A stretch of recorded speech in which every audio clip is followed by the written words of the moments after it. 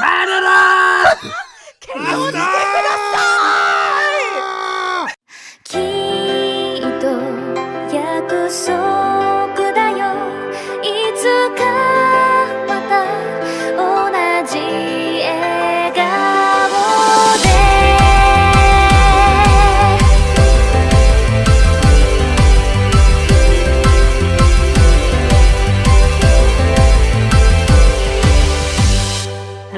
And beyond, and welcome to yet another episode of Annie Chatbox. Today I am your host, Jonathan Joestar, and I am joined with me today with Cammy.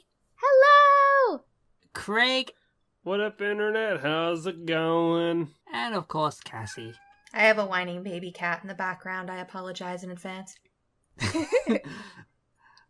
I did hear him. He seems to be just wanting to join us on the episode. Don't mind him. He's got a lot of opinions. I think he wants to get in a debate with Tess on John's side over best anime cats. Oh my god.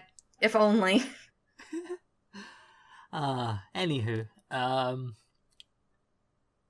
So yeah, full house today. And as always, you can find us on Twitter at twitter.com/theanniechatbox. You can email us at anniechatmail@gmail.com, and we would love to hear from you on that.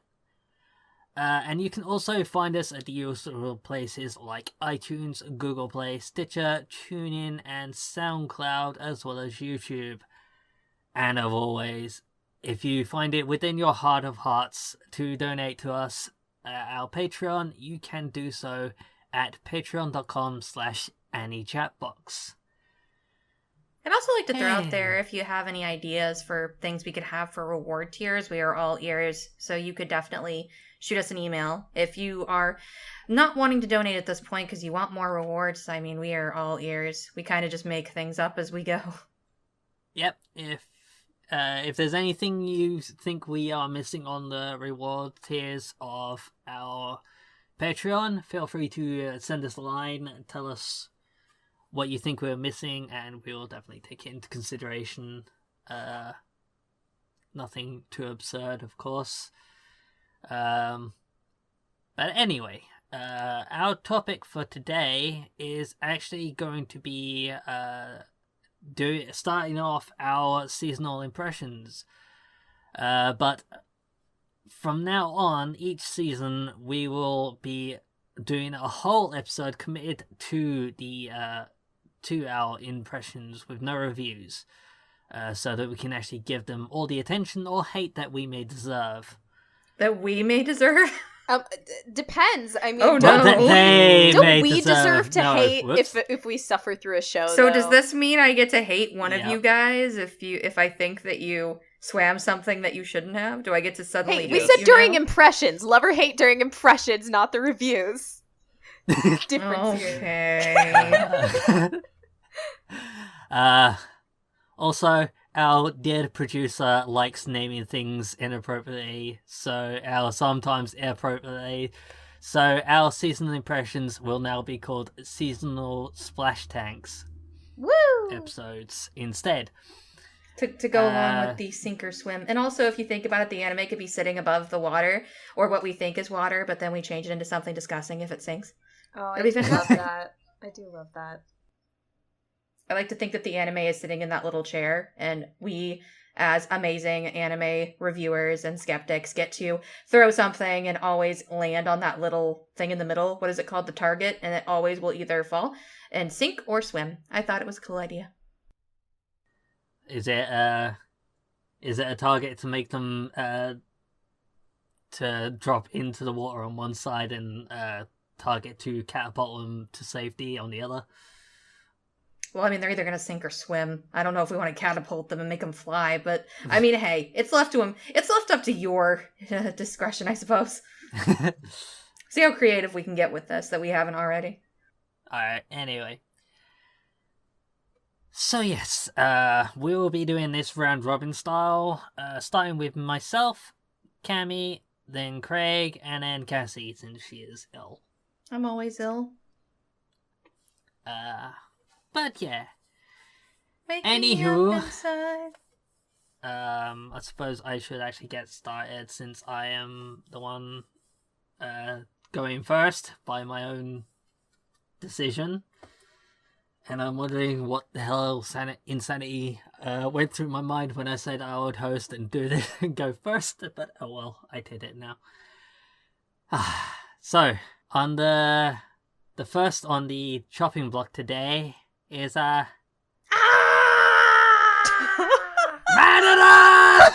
Can you keep it aside? It is Black Clover. Yeah, so. Where it's. I think all of our audios probably peaked just then. Oh, Anywho. have fun. Anywho, the synopsis of this lovely series goes: Asta and Yuno were abandoned together at the same church and have been inseparable since. As children, they promised that they would compete against each other to see who would become the next Emperor Magus, or King of Mages. However, as they grew up, some differences between them became plain. Yuno was a genius with magic, with amazing power and control, while Asta, while Asta could not use magic at all, and tried to make up for his lack of by training physically. When they received their grimoires at age 15, Yuno got a spectacular book with a 4-leaf clover. Most people receive a 3-leaf clover, while Asta received nothing at all. However, when Yuno was threatened, the truth about Asta's power was revealed. He actually received a 5-leaf clover grimoire, a quote-unquote black clover. Now the two friends are heading out into the world, both seeking the same goal. To become the greatest wizard ever. The wizard Black Clover. Yeah. This series can be watched on Crunchyroll and was hyped up to be like the next big shonen series like Naruto or Bleach. When in all honesty, while My Hero Academia went back to the roots of shonen and showed that even going back to the roots and being pretty standard, you can still make a great standout show. Black Clover is generic as hell. Oh, lay it on straight, John. Just tell us how you really feel. I am way too sick to be doing this, actually. And yeah, Asta doesn't shut up. Just constant yells of, "Not yet!" Every sentence he says is yelling, and I thought everybody was joking. You But watched I that really first. did. You watched that first episode. Oh no. I actually went and watched the first episode because Crunchyroll blackmailed me with a possible trip to Japan. Yes, the And- passport to Japan. And so, I mean, I could have just, like, turned it off on the side and kind of just ignored it, but no, I have to commit to everything I do, and no, nobody is lying. Oh Oh no. my god. No, and then the big reveal about what is the significance about a 5-leaf clover grimoire being a black grimoire is so bloody predictable. It's just like, I mean, it's in episode 1. It's not even a spoiler, really, even if it's the end of episode 1. Well, even in the synopsis, it says, even in the synopsis, it says he gets a 5-leaf clover book, so. Yeah, but it's the significance of why it's a black clover, and it's just like... And what's the significance, John? Asta's power is that of a demon. But wait! Because of course it is. But wait, will they explore that within the first 3 episodes? No, they will spend the rest of the next few episodes. The next episode is entirely recap of their youth, and then the third episode is them walking. Yep. Wow. With yelling and hitting on the And yelling. and hitting on the nun. And hitting on the nun, Okay. even though it's doomed to fail. So, question: is Asta the only one that yells, or are there other Yep. people in the cast? That... okay. But he's our main character. Asta problem. is our main character and communicates through yelling, even when he is on his own. And Yuno is the stoic badass, but even Stoic, quiet, badass, silent type. I watched the first 3 episodes as well out of morbid curiosity, and like, holy good god, Batman, this is generic as generic gets. This is like worse than Blue Exorcist or Fairy Tail in terms of like shonen tropes. I like the setup, the world. I mean, it's animated very okay, but the character designs, in my opinion, So that's all I got. I don't want to hijack. Asta looks like Naruto with grey hair. With the headband. And Okay. a headband. Well, is like the animation quality at least good? I say, knowing the answer. It's okay.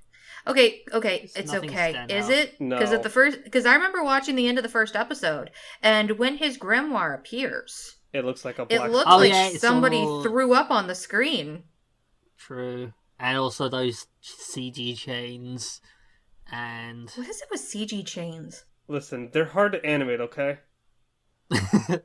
In the first episode, where most of your budget should be going. Yeah, it's hard to edit, or not edit, but animate and put money I'm into. looking at you, handshakers. Look what you've done. Oh god. Now you've been triggered by chains.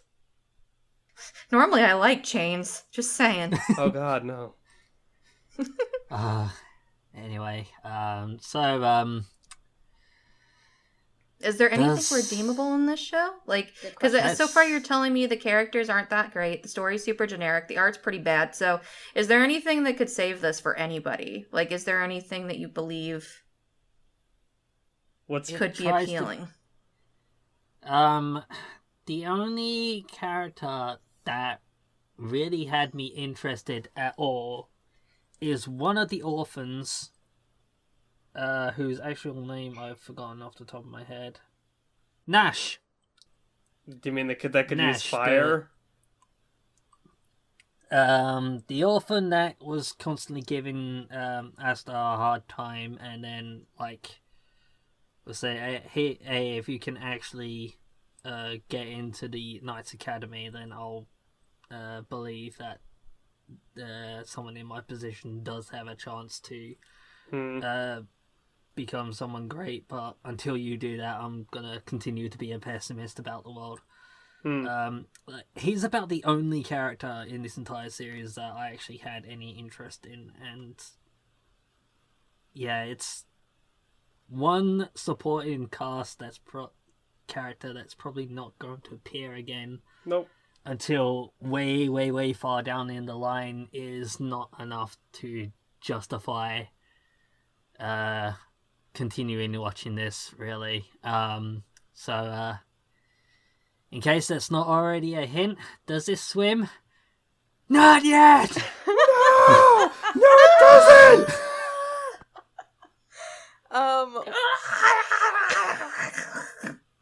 Guys, No, it's so bad. Really? It's so bad. So Really? By the end of episode 3, they leave their town to go to join the Magic Knights and take a test. So think, like, an even more bland, like, take on Fullmetal Alchemist, because they gotta take a test and probably compete against others, and that's where you'll meet the rest of the cast as they go off and do misadventures.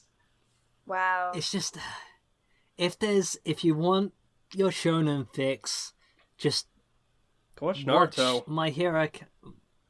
Watch My Hero Rewatch Academia, Naruto. please. Yeah. Watch My Hero Academia. If you've already seen My Hero Academia, re-watch My Hero Academia. Or Or find some... or watch Hunter x Hunter. Or You Hunter know what? Hunter. Yes. Yes. Yeah. Or Yu Yu Hakusho. It's his yeah. Or 25th Yu Yu Hakusho. It's- Look at the classics. Rurouni Kenshin. It's his 25th anniversary, guys. Go, Yu Yu, man. Go. There is so much other good shonen out there that you can watch. Don't subject yourself to this, at least not based on the first 3 episodes. Who knows? Maybe later on down the line there will be some people that have stuck with this and decided actually it gets pretty good after such and such a point, but Or props to those people if they actually do want to stick with it. But based on the first 3 episodes, just no. The Black Clover will become the greatest wizard of all time. Yeah, there was a sorry. Oh no, it's okay. If I may also cut in with one other suggestion.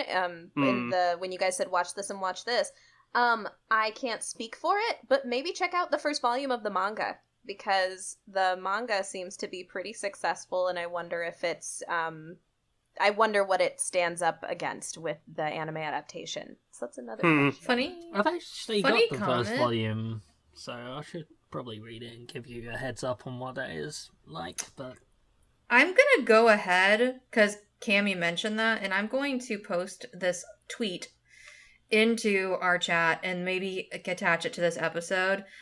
There is an anime reviewer who went to read the manga and afterwards said that the anime ruined him so much that even when he reads the manga, he adds a screaming voice. Really? That bad, huh? That bad. That's amazing. Anyway, but yeah, maybe go check out the manga, because there's a lot of people I know who are really into the Black Clover manga who have said that the anime is not the best adaptation. I'm not the best person to rule in on that, because I have only seen the first episode of the anime and know nothing else. Yeah, for sure. I got the volume 1 of Black Clover in an anime loot crate. Since I'm subscribed to that, # not sponsored. Loot anime, that was it, rather. Not yet. But yeah, maybe check out the manga, but the anime is definitely not worth it so far. Roger that. Anywho, so Black Clover sinks. It's per tradition, what do we sink it in though? Indeed. What to sink? Let's sink it in that nasty leaf juice that he drinks all the bloody time. Oh god, yeah, he does. He does 1,000 push-ups and then he drinks like this tonic, which is disgusting. Isn't it like Marlboro leaf juice? Yep. That's it. Yeah. Let him sink in Marlboro leaf juice. Nice. Anywho, Next victim. on to the next victim, Cammie. Oh. What have you got for us? Great. Okay.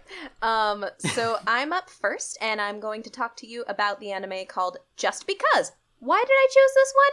Just because. That joke that you probably haven't heard at all anywhere ever. No, not Ever. living with my boyfriend that makes horrible jokes the entire time I was watching the 3 episodes. So anyway, Just Because is done by Studio Pine Jam, who's also done Gamers in the previous season. They're honestly still pretty new. And the synopsis for Just Because goes, at the end of the 2nd semester of their final year of high school, 4 students are prepared for graduation and feel the ending to their high school life. But that changes with the arrival of an oh-so-familiar transfer student. Gee, never heard that one before. And so initially I picked this up because I heard that the original writer for the story had also written on Sakura-so no Pet Nakanojo. On later research, I found out that this writer wrote the actual light novel and did a couple of feature episodes on the show, was all it was. But primarily was responsible for the light novel. And I've went into this show, and yeah, it's about high school. It's about the end of high school. You've got 5 students in your focus. You've got 2 boys, 3 girls. Guess what that means, friends? Love triangles! And My favorite. Yay. and one girl studies all the time and is going to cram school, and one of the boys plays baseball and he's not like super good at it, but he still wants to try. And then one girl's in the photography club and the other girl plays in the band. Oh, but they all think that they have to give up on their destinies, so they're like, this is our last shot. And then you've got the good old transfer student coming in. Small twist. The good old transfer student is actually, he actually had attended their high school for the first year or 2 years. No, I think it was like the first year. And then he moved away. And so now he's back. So little twist on the plot there.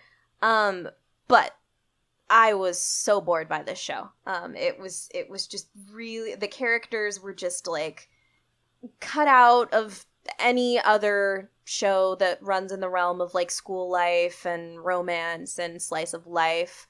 I liked that the show did a bit of like melancholy about things that happen to friendships when you move away. There was a really good discussion where the main character who just transferred back says, we haven't talked in years because right when I moved away, we first said that we would talk every day, but then we started running out of things to talk about and then we didn't talk. And I learned that's just what happens when you move away. And like, oof, that hit. That hit me. Like, there's a little bit of good melancholy in the show. That moment was really good. But just on a whole, I am not invested in the characters. They're doing something very similar to Tsukigakure with text messages and like line messages where they come up on the side of the screen and they're a frequent use of communication. And it just, it's really mundane. I can't remember anybody's name. There was a dog in one episode. That was cool. That made me excited. Props for the most ridiculous line that I heard in the show. I think it was in episode 2 where they were like taking selfies and one of the girls is like, this is something that a high schooler would do. And then her other friend's like, we're in high school. And she's like, yeah, I know, but like, but not us, right? And I'm like, you guys are in high school. What the hell is this dialogue? Let's see, what's good about it? The background art and scenery and the setting, I love. The art is honestly very well done. The color palette's really muted. It's better looking than Gamers, I think. So I think Pine Jam is stepping up their game. And it shows. So I'm impressed with them for that. Very, very nice. And the setting feels really lived in. There's cool stuff, like instead of just a standard train in the city where they live, the guy moves back in and he's on one of those like suspended trains that like goes above road and stuff. And a lot of the houses feel really lived in. I was honestly, like, half the time I was just, like, sitting there being like, I appreciate the backgrounds with giving no actual care of what happens in the foreground. So there is that. Just because I feel like it can be good to some people, if you really, really do love, like, the kind of love triangles, if you like some romance drama, and, of course, high school life. But I learned that there's a degree that I enjoy. Tsukigakure taught me that lesson, and I'm not going to make the same mistake again. So, for me, just because sinks in a sea of mundanity, or like being mundane, it sinks in a mundane sea. That's about it. Also, shout out to, yes, because I watched the first episode of Just Because, and maybe you can enlighten me on if this happened in the second and third episode. But I agree with you that, excuse me, I'm still sick. The backgrounds do look really nice. They especially play with at nighttime, like lighting. Yes. And other really pretty things. But I actually thought that the characters looked really janky. Like I remember in the first episode they played baseball. Oh yeah. And it looked terrible. Like character model work was just awful. And I agree with you. And I think that's even another issue that I found in Gamers. I think that Pine Jam needs to work on their character modeling. So either that or they just need to make manga because their stills are great. Very true. Very true. No, it remained kind of janky. I think that it's less apparent on the female characters than like the male main characters, but it was still there. Also, though, you reminded me that I also wanted to bring up that the show does a terrible job with flashbacks because, Oh, God, yes. oh my god, there were just, like, a couple moments where literally I'm sitting here watching it, and this scene happens that seems so out of nowhere, and then it takes me, like, 30 seconds, and then I go, are we in a flashback? Oh, we're in a flashback! What? And I just get so, like, thrown off. Because there is no indication that you're going into a flashback. And that is something that persisted through the first 3 episodes. And it was just... Cassie had mentioned that to me earlier on the side, and I thank you again for reminding me, because that was also a huge issue. Mm-hmm. Also, just real quick, going back to Black Clover, something you reminded me I didn't do. I didn't mention the studio behind it. You don't have to. Which... Studio Period, which makes it even more disappointing because they had a hand in Naruto, Bleach, Tokyo Ghoul, Akatsuki no Yona, Yu Yu Hakusho. They've had hand in so many other good shonen, and then they do this. Yep. Just... I'm just mad at them because they're spending time on Black Clover and not Yona of the Dawn Season 2. But anyway, Hey. just because it's just I don't know. Apparently some people really like it this season. It's not for me, and thinking of the other host taste, I don't think it's worth our time. So that is why it sinks. Yeah, I get that. And nobody has to feel stressed to mention the studio. I just think that for Cammy, it went into one of the reasons she picked it in the first place. It's true. If you want to mention the studio, though, fair enough. You can. I probably won't bother because I don't care. All right, John, who's so next? Craig's turn. See. Hey guys, so we're gonna talk about food porn. The third season of food porn. Shokugeki no Souma san no Sara, aka Food Wars, the third plate. Studios, JC staff, you know, they make nice things. What they've done, Cass likes this show, and Kami likes this other show. Toradora and Revolutionary Girl Utena. Hey, I liked both. I those love things. both, yeah. Fair point. Yes. Point. I was like, what are the tried and true shows that this studio's known for? And I'm like, oh, hey. Yep. All right. Yep. So short and sweet synopsis here. Basically, ever since Yukihiro Soma was a kid, he wanted to outdo his old man and run his family restaurant. Basically, after a certain point, his father decides to, he gets a call from his friends to serve food all across the world. So his dad decides to say, hey, son, I'm gonna enlist you in this elite school known as Totsuki Academy, and its dropout rate is, astronomically high, so you gotta get in gear and learn to cook. Cook good, son. And he's like, alright, I'll accept this challenge. If I can hack it in the school that your alma mater, then I could have the chops to actually take you down, old man. So 2 seasons later, 36 episodes after the fact, we're in the 3rd season. First 3 episodes, we are dropped right in without any recap right after the autumn elections, which is a tournament arc. And we're now at the autumn festival known as the Moon Festival. So it's like a school, whatnot, and all the students are set up their own little kiosks and food stands, food carts, in order to attract revenue for the school. Also, while essentially displaying their skills at cooking.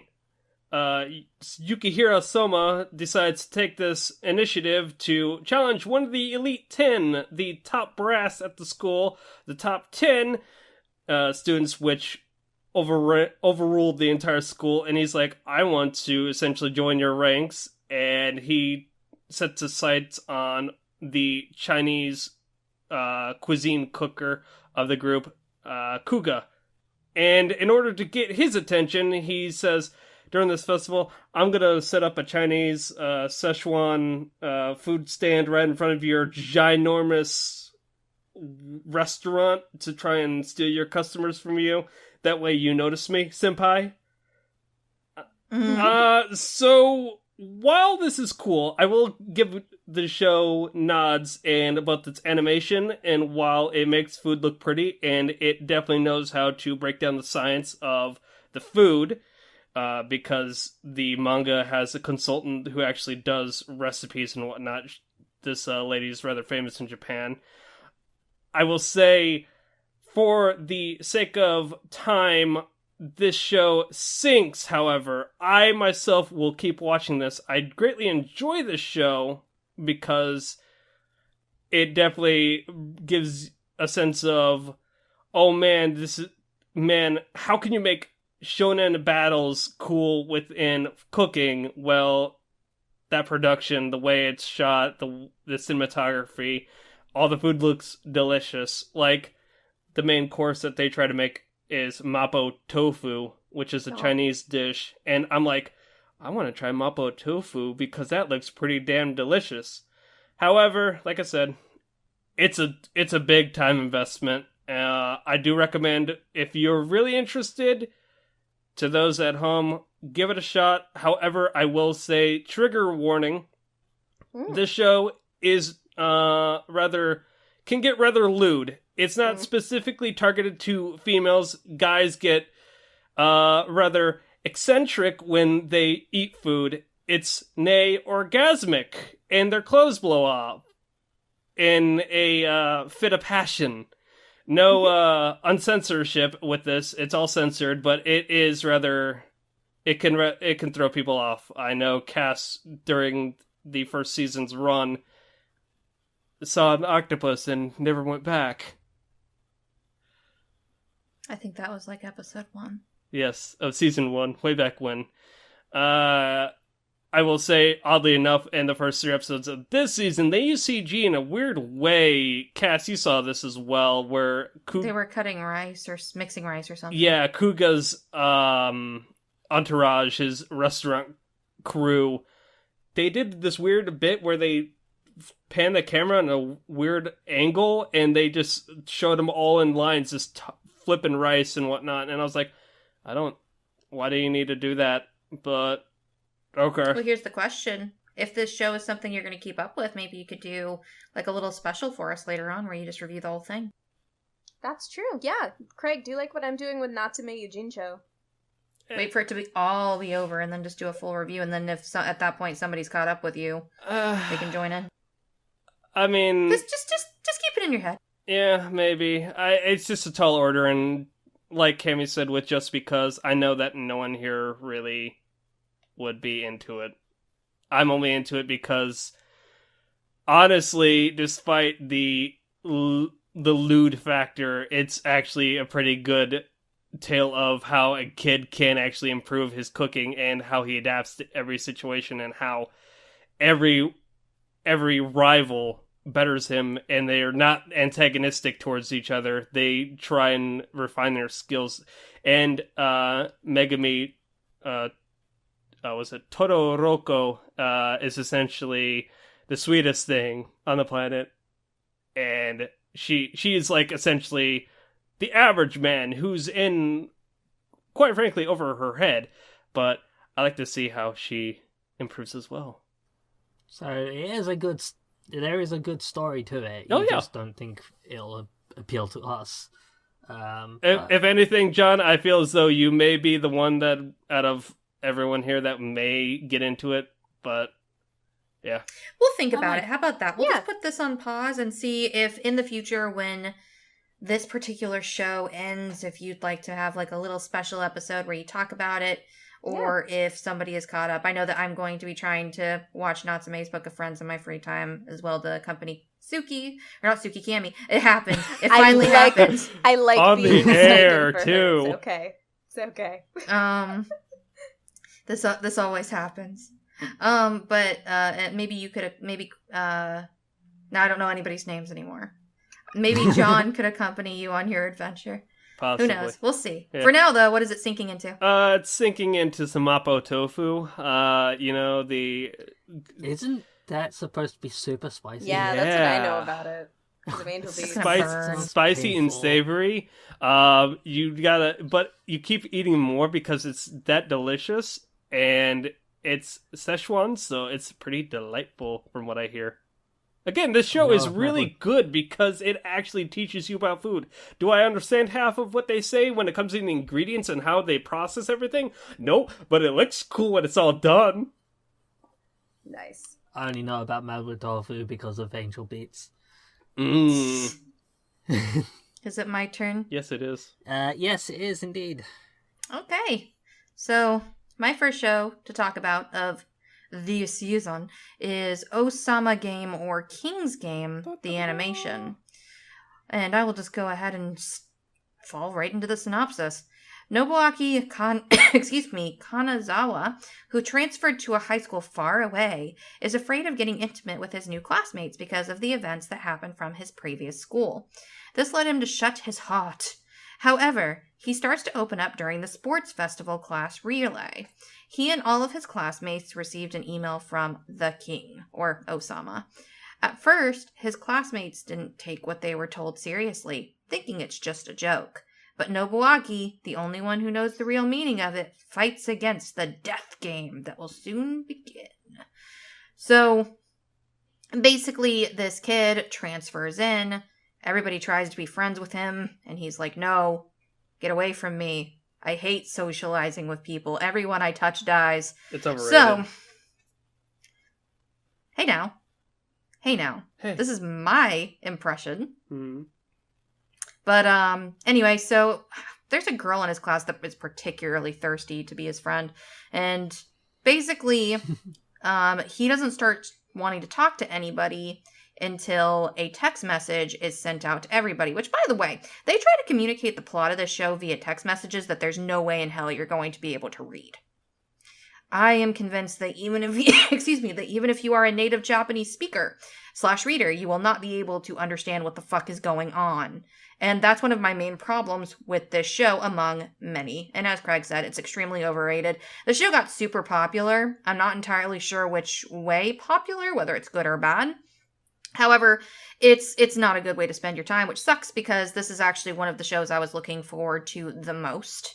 I've been literally dying, no pun intended, to have something like this be good. And it just gets stupid. Most of the story is spent with him saying, hey guys, we're all gonna die. Maybe somebody should listen to me. Then people die, and they still don't listen to him. And then they decide to blame it all on him. One of the main females spends the entire first episode trying to get in his pants. Like, she's obviously trying to fight with the chick from A Little Sister's All You Need to be the thirstiest bitch of the season. And... which, by the way, in the future, we will discuss that as well. I don't remember what her name is, but there's a girl in A Little Sister Is All You Need, and damn, is she thirsty. But in a good way, this girl is just... But she, and I won't consider this as a spoiler, it happens in about 2 or 3. She has a sudden change of heart that we do not understand why. It is never implied why, but she goes from trying to get the D to kill the D very quickly. Whoa. She becomes very evil and full of malice and just a genuine jerk to everyone, when the entire show up until then, she was kind of the meek, nice character who apparently just really wanted to get in this dude's pants. Much like Just Because, this show has a horrible time showing when something is a flashback and it expects you to figure it out on your own. Watching episode 2, it took me a long time to realize I was watching a flashback. I was like, who the fuck are these other characters? Yes. It was awful and terrible. Also, the deaths, while gruesome, were sometimes unbelievable. For example, in episode 2, they spend the entire show trying to prevent one of their friends' deaths, which is he's basically told that he has to kill himself by hanging, and if he doesn't, he's going to die by hanging. So, really has not much of a choice there. And midnight passes, which is always the deadline for the Ousama game. You need to commit to your challenge before then. Or you die. Or there's some other punishment. It just says you'll be punished. There's one particular episode where there's a different kind of punishment, and I found that mildly intriguing, but by then I was already kind of blanked out. But anyway, midnight passes, the kid's fine. So he says, I'm gonna go get some drinks to celebrate. And walks out. And 2 minutes later, his friends are like, wow, he's taken some time to get back here. They run out, and in that 3 minutes of him being gone, he was able to find a noose and hang himself really? and die before anybody got to him. Totally believable. Also in the first episode, in the first episode, 10 people just killed themselves immediately anyway. So it's just like, not really much for me to get attached to here. There is a really interesting thing that they do in one of the other episodes where, again, it is a flashback. They do not tell you, but by then I guess you're supposed to figure it out, where they have a popularity contest and you have to vote. You have no choice, and whoever loses the popularity contest is going to be punished. So they have people who are friends with each person trying to be like, oh God, please vote for this person or this person's going to die, yada yada. And that was interesting, but also horribly executed. The show is just a bunch of wasted potential. It's not worth anyone's time. The animation is not good. Lots of things make no sense. This show is for only the edgiest of edgelords, and as of right now, has a 5.77 on my anime list. So That's high praise. that's pretty low. So, that being said, unless anybody has any questions. Nope. Isn't the opening kind of cool?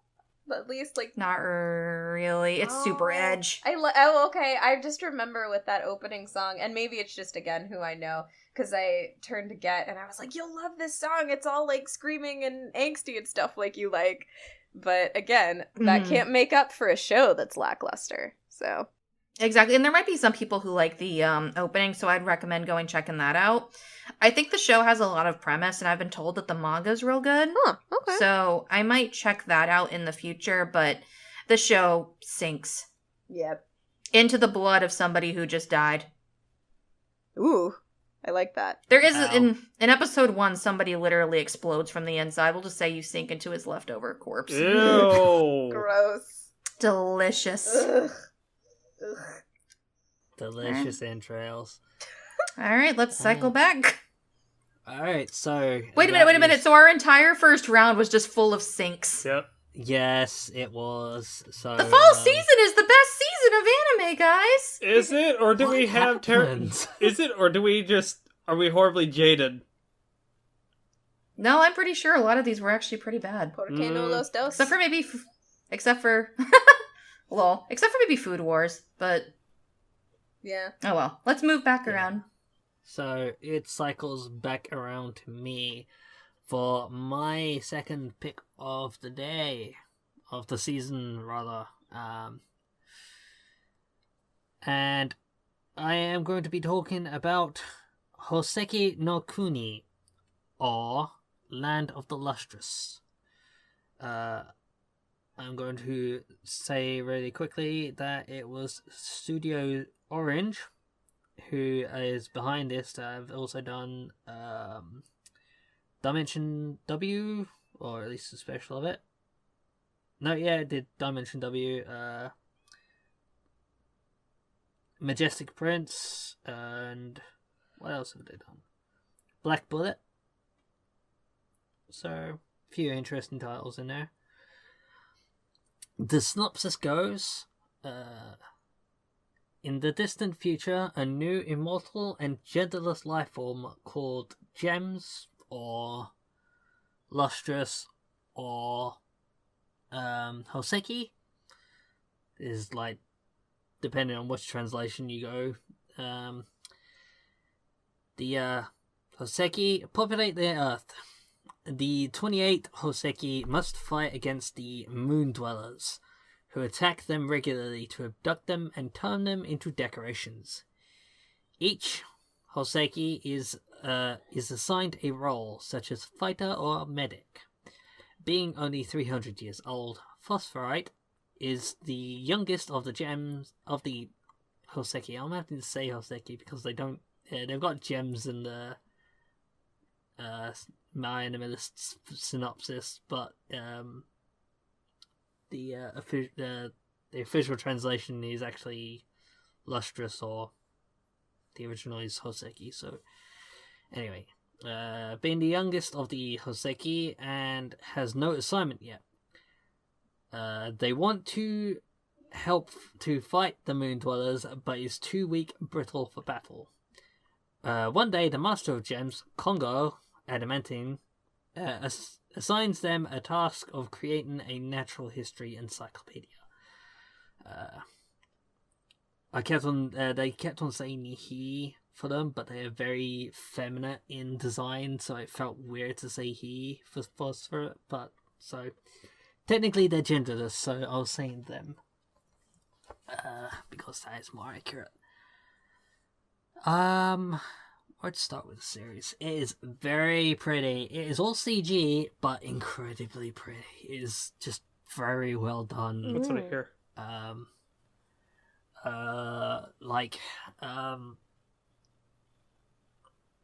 Like the hair and stuff, and just something they did with the mouths makes it look very.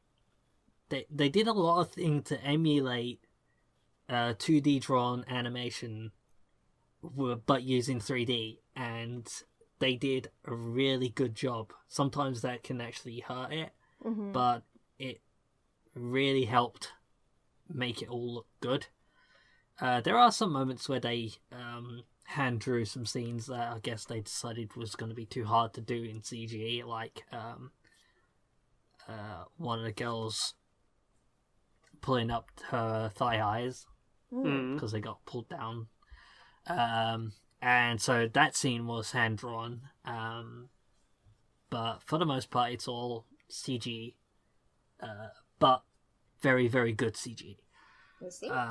Episode 1 is admittedly kind of dull, but intriguing.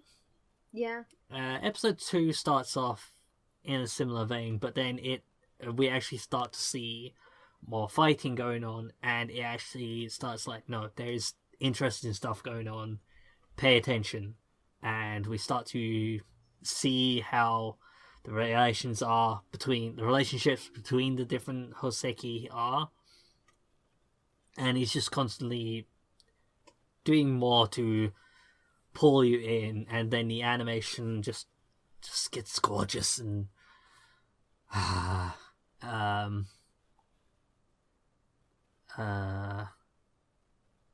just been gushing.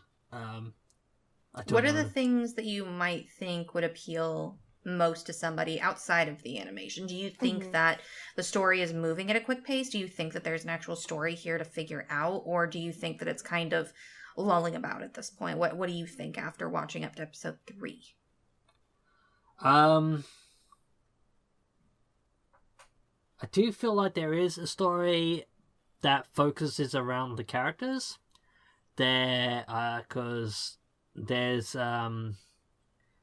one character who, well, actually Phosphorite and this other character, hang on, what's her name? I actually blanked on her name.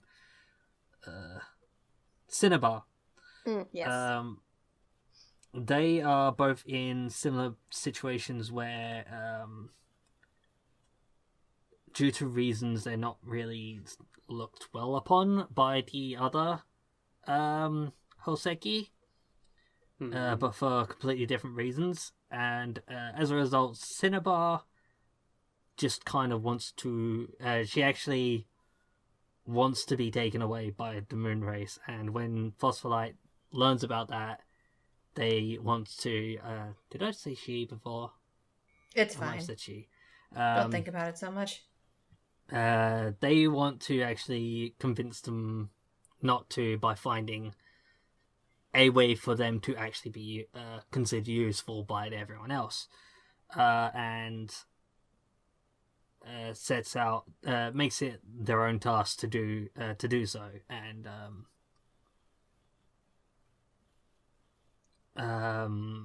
this show sounds like Steven Universe.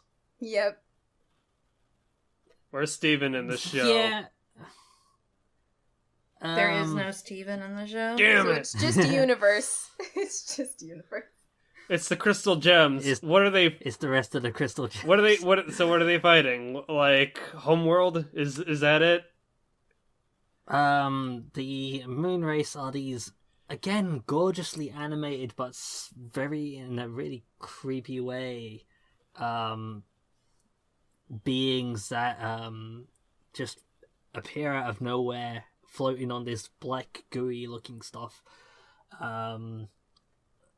that try to literally smash the Houseki because they are made of crystals and stones, and take them away, take them apart and take them away. And although thankfully they are immortal, you can break them apart and just put them back together, and they kind of stick back together and become whole again. And one of the Houseki had apparently been captured already and was being used, but they were able to reclaim parts of their body, parts of their gems back.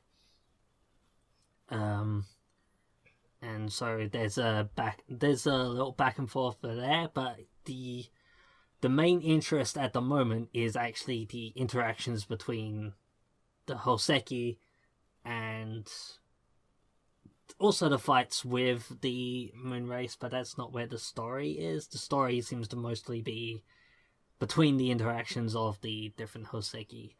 And there are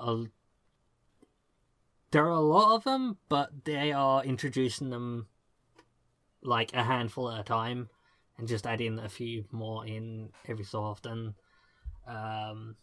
We have definitely not met all of them yet. I'd be a little worried if we met 28 gems in 3 episodes. Yeah. Yeah, that would be a bit much to take in. Yeah, because they've already stated that there's only 28 of them. And one of them is in pieces, so... One of them is in pieces and in enemy hands, so... And actually, with the shattering specifically, that's kind of a moment, because I've watched episode 1, that's kind of when I'm like, ooh, I'm glad that they went with this, like, CG style. Because, like, imagine the way that they animate that compared to, like, if it was a hand-drawn series. So it's cool, it adds that dimension. Yeah, definitely. I think that my biggest problem with the show so far is that, while I agree with John that it's very much about the characters and getting to know each of them, they're not doing a very good job at world building yet. No. I still have no idea who these moon people are. I don't know where they reside. I don't know why they're after these guys, how they found out about these jewel gem people in the first place. And I don't know. I wish I knew more about their world. I think they're giving us a little bit at a time, but we're 3 episodes in, so they better give me something by next episode. I'll be mad. How many episodes is it? Yeah. I'm assuming it's gonna be 12. Okay. Good question. Hang on. Let's see if it says. Yeah, 12 episodes. Okay.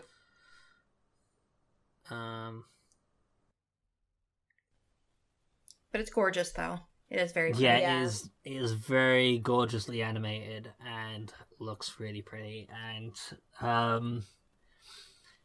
even though episode 1 is admittedly kind of boring, episode 3 was just really fun. Even though I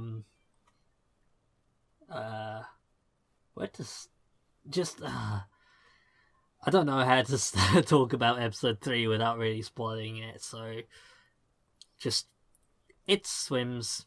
Cool. Yay! Cool. Awesome. Somehow they defy logic and these rocks manage to swim.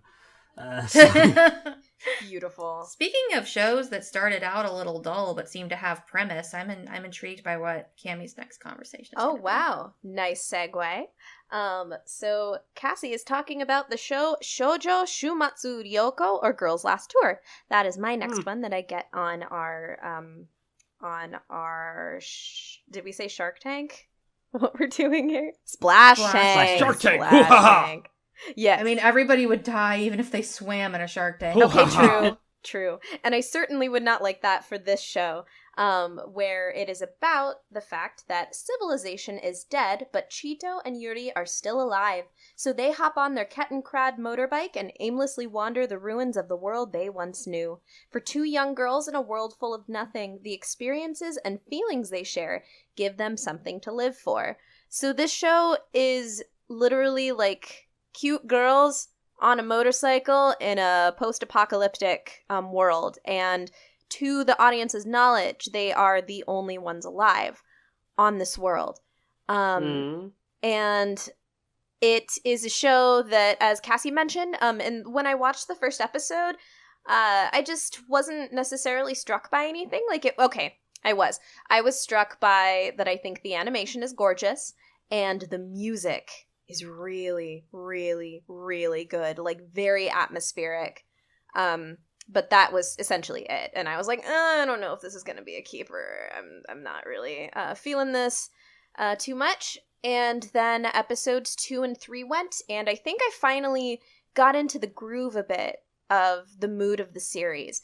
And once I did that, I had this thought that I was just like, this show gives me a feeling that I really rarely get out of anime nowadays, and just even in my daily life. I get a very peaceful, cerebral calm while I watch this show. I've heard people describe this show as comfy, and I couldn't agree more.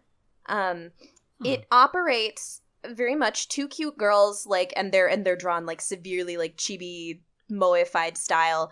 But I actually really like the contrast of that in this world that's very big and empty and dangerous and stuff. I don't know.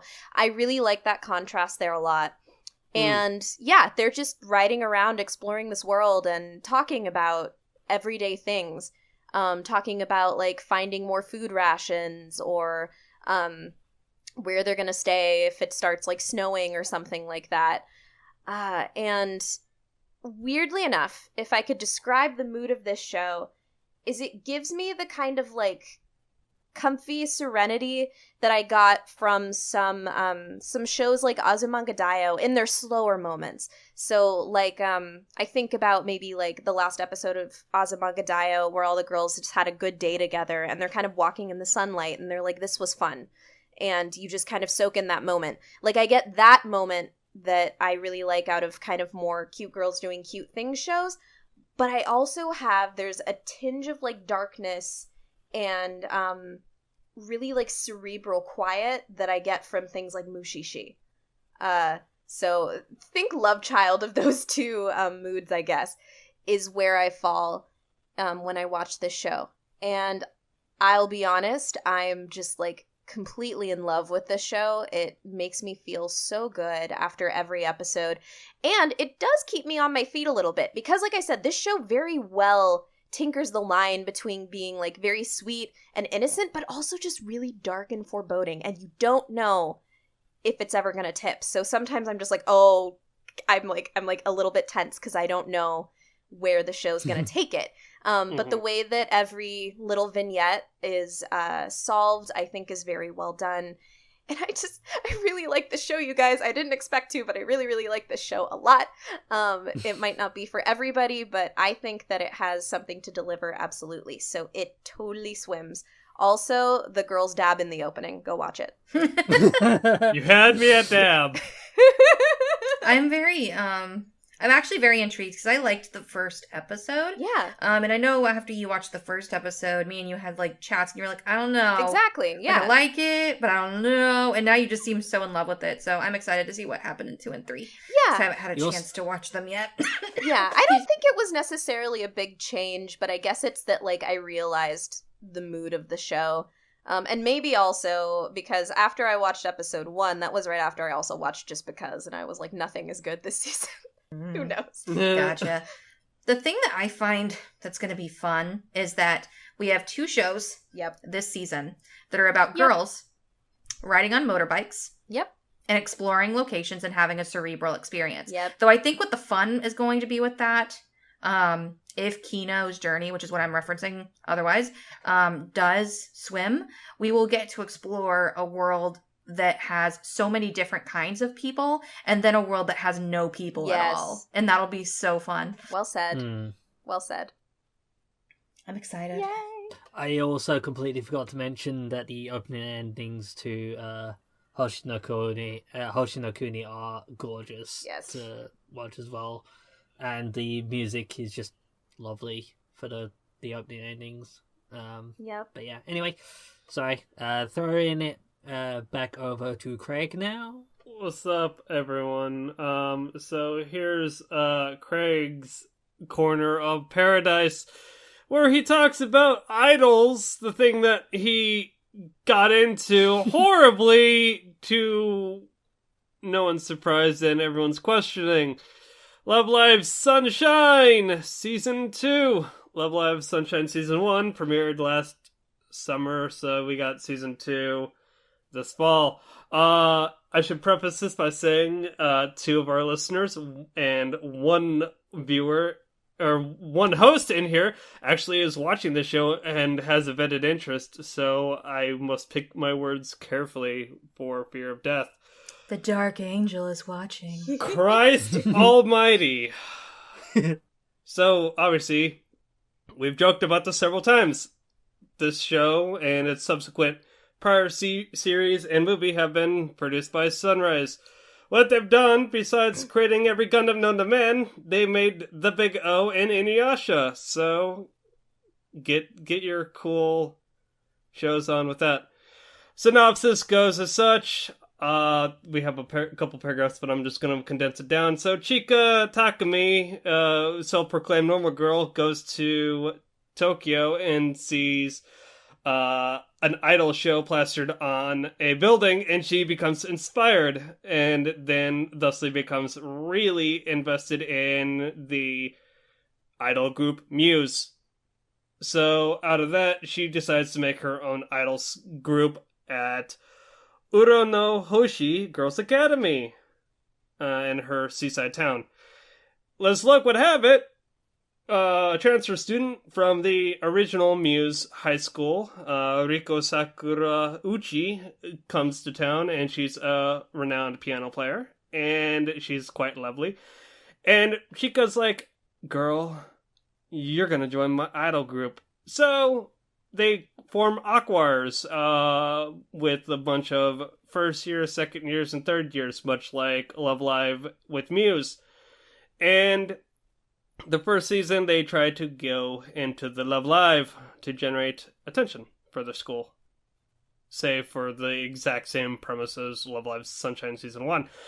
However, so Sunshine Season 2 is still continuing the trend of trying to get into the Love Live and qualify, as well as generate revenue, or not revenue, but more attention to Uronohoshi Academy.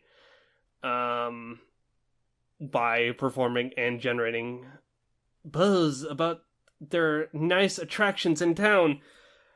I will say that while I do like this show, I will say, not to really diminish the show's quality, I will say, like, if you've seen Love Live, then you know that this show has problems. However, I will say there is heart with these characters, and some characters actually have cool personalities. They're not cardboard cutouts of cookie cutter formula of Muse. Within the first 3 episodes, they try to generate the attention to get a open house and try to get more students into the academy.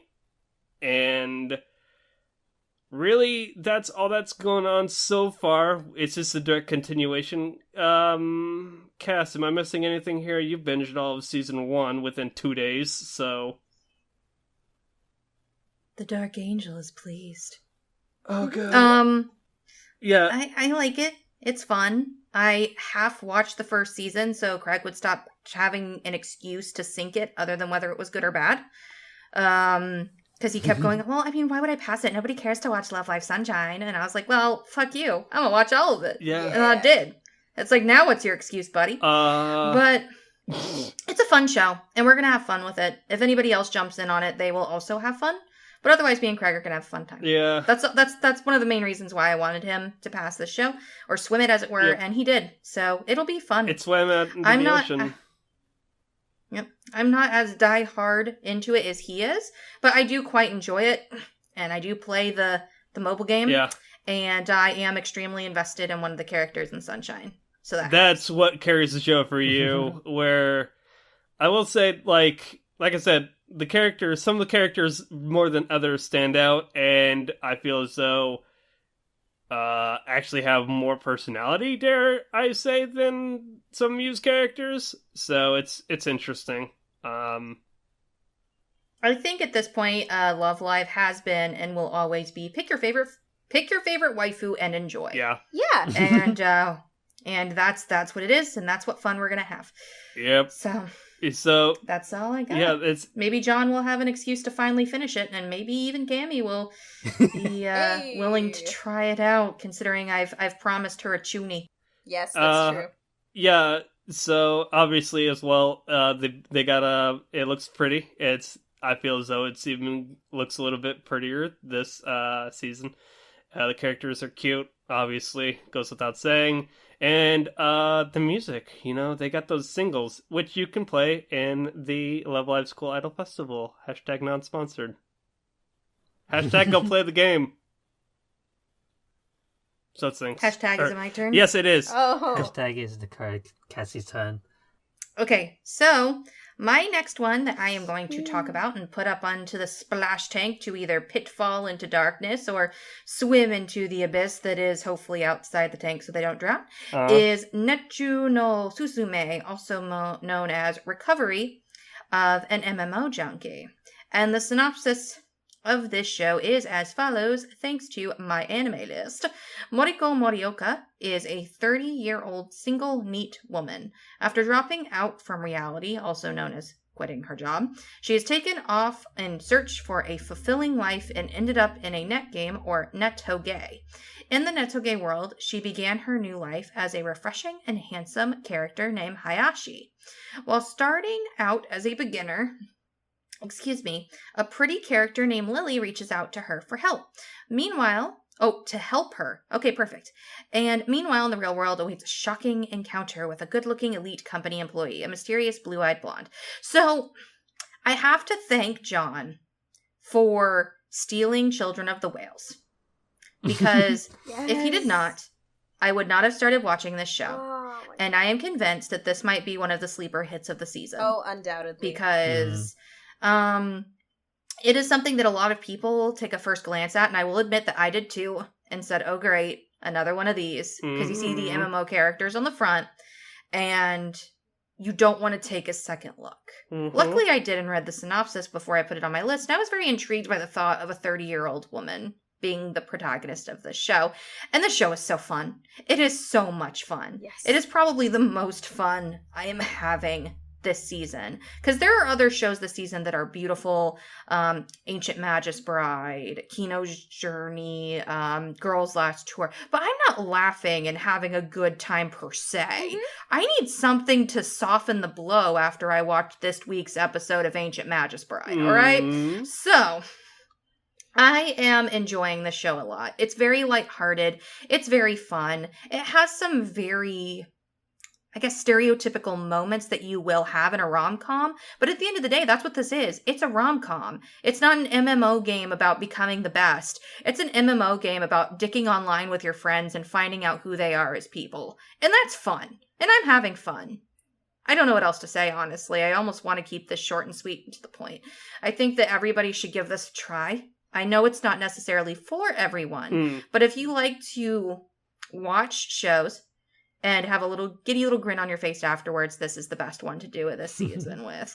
Especially because the main character is so real and so relatable and so fun.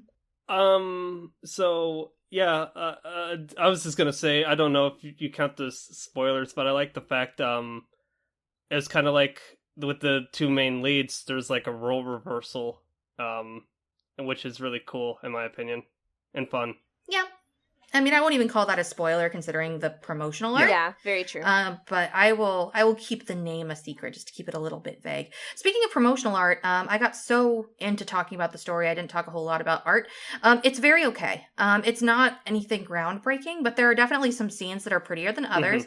But for the most part, it's pretty average. In the most recent episode, there was this really weird scene at the end where it had the weird shoujo flash out with the lines next to him to imply motion. And I was just laughing because it's fun.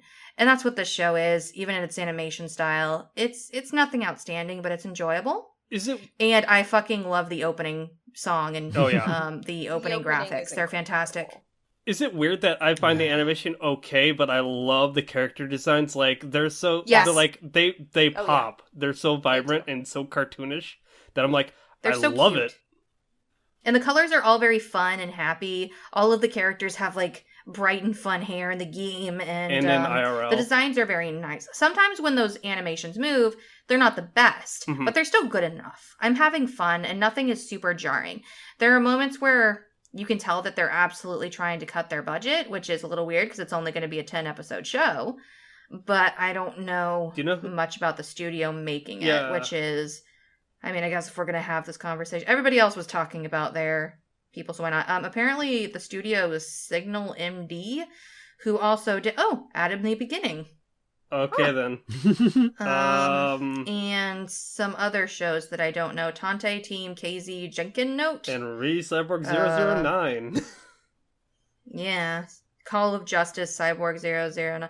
So they haven't done a whole lot. But I think that they're definitely working their way up, and I think that this show is becoming super popular, and I'm very excited about it because I don't think a lot of people expect it a lot. And now everybody I know loves it, and I enjoy watching it with everybody that I get the chance to. So this will undoubtedly swim, and I'm going to enjoy so much talking with everyone because I'm pretty sure all of us are watching it right now. So Yes. Congrats. It'll be fun. I admittedly need to catch up, but yeah, what I've seen of it, I really enjoyed, so... It's cute and sweet and fun and enjoyable and wonderful and a lot of other adjectives. And I'm really happy that we get to Living. kind of zoom out on a positive note. Though I think like the first half of our show was all negative and our second half is all positive. Yeah, so what... Yes, it worked so- out So, that way. so what... That wasn't even planned. That's fantastic. Do you want to restate what we passed and failed for the audience at home or not?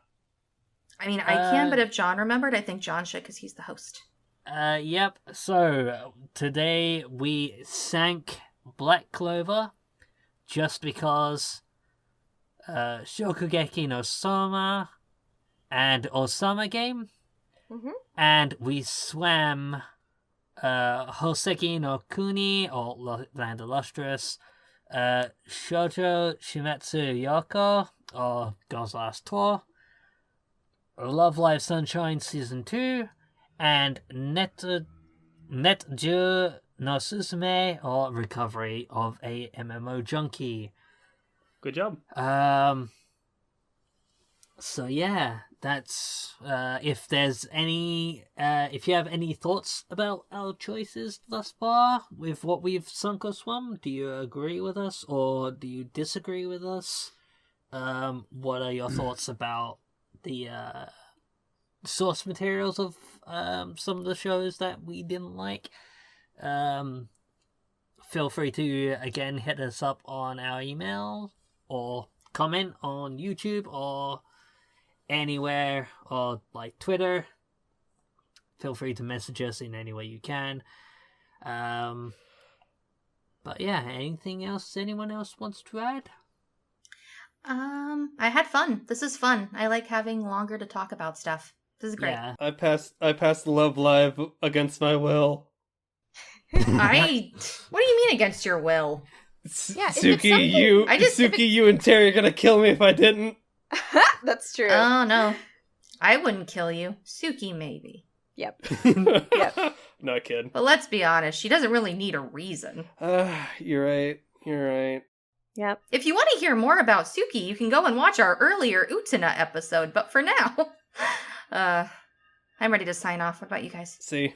All right. Okay, so with that, I hope you all enjoyed listening to this episode 42 of the Annie Chat Box. I are we going to be doing more impressions next week? Yeah. Yep, Splash Tank Part 2 next week.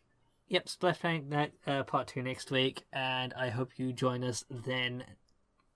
Hope you join us again then. But for now, we must bid you adieu. So, Bye, everyone. Bless me. Don't forget to watch the Lolly Girls dabbing. Do it. Do it. Bye, Inara. Peace. bye-bye.